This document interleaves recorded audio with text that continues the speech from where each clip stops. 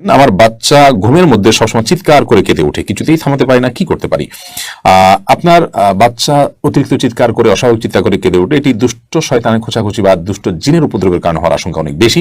এক্ষেত্রে সবসময় 3 কুল সূরা ইখলাস, সূরা ফালাক, সূরা নাস 3 বার পড়ে ফু দিয়ে তারপরে শরীর মুছে দিবেন এবং যথাসম্ভব তাকে রুকিয়ার যে আপনার অ্যাপসগুলো আছে সেগুলো থেকে তেলাওয়াত আপনি চালু করে রাখবেন। আশা করা যায় ইনশাআল্লাহ বাচ্চা কিছুটা হলে ভালো ফিল করবে। ছোট বাচ্চারা অনেক সময় বিভিন্নভাবে ভয় পেয়ে যায়, সে অবস্থায় আমাদের করণীয় হচ্ছে তাদেরকে আয়াতুল কুরসি পড়ে ফু দিয়ে দেওয়া। মা যদি সূরা ইখলাস, সূরা ফালাক, সূরা নাস জানে তাহলে এটা পড়ে ফু দিয়ে দিবে। আমরা করি কি, অনেক সময় দা বটির উপরে একটু লবণ নিয়ে এটা খাইয়ে দেই এবং মনে করি যে এটা খাইয়ে দিলেই ভয় ভীতিটা চলে যাবে। আসলে খাইয়ে দেওয়ার মধ্য দিয়ে ভয় ভীতি চলে যায় না, অথবা এটা এই রোগের কোনো প্রতিকার না।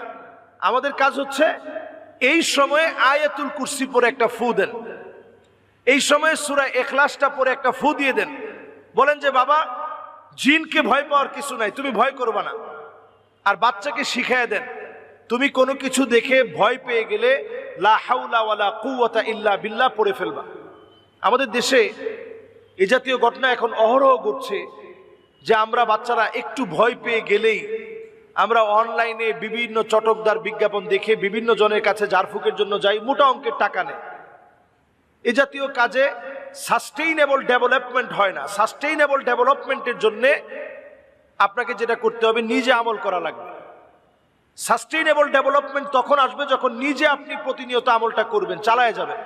সূরা ইখলাস পড়েন, ফালাক পড়েন, নাস পড়েন, ফু দেন, আল্লাহর কাছে চান, পানি বিসমিল্লাহ বলে ফু দিয়ে ওই পানি দিয়ে সন্তানকে গোসল করায় দেন, ওই পানিটা সন্তানকে খাইয়ে দেন।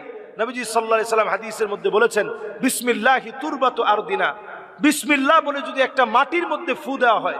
মদিনায় একটা জায়গা আছে, জায়গার নাম তুরবাতুশ শিফা, মানে যেই জায়গার মাটিটাকে নবীজি শিফা বলছেন। একটা মাটির মধ্যে বিসমিল্লাহ বলে ফু দেওয়া হয়েছে। একটা কূপ আছে মদিনায়, আপনারা দেখলে অবাক হয়ে যাবেন, সুবহানাল্লাহ। এটার নাম বিইরে গারস। নবীজি স্বপ্ন দেখছেন, পরের দিন এসে নবীজি থুতু নিক্ষেপ করছেন, পুরো কূপের পানিটা মিষ্টি হয়ে গেছে, সুবহানাল্লাহ বিহামদি। এটার নাম বিইরে গারস। যারা মক্কা মদিনায় ছিলেন, আপনারা ঘুরতে গেলে এই জায়গাটা দেখবেন। এই জায়গার এরকম 7, এটাকে বলে মুষ্টি, এই 7 মুষ্টি পানি নবীজি সাল্লাল্লাহু আলাইহি সাল্লামের জন্য হযরত আলী রাদিয়াল্লাহু তাআলা আনহু এই বিইরে গারস থেকে নিলেন। এরপরে নবীজি সাল্লাল্লাহু আলাইহি সাল্লামকে এই পানি দিয়ে নবীজিকে গোসল করানো হলো, সুবহানাল্লাহ বিহামদি।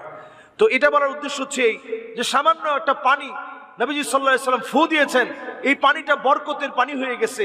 এটা বিইরে গারস, নবীজি বলেছেন এটা আমার কূপ, বিইরি মানে আমার কূপ। সুতরাং বিসমিল্লাহ বলে যদি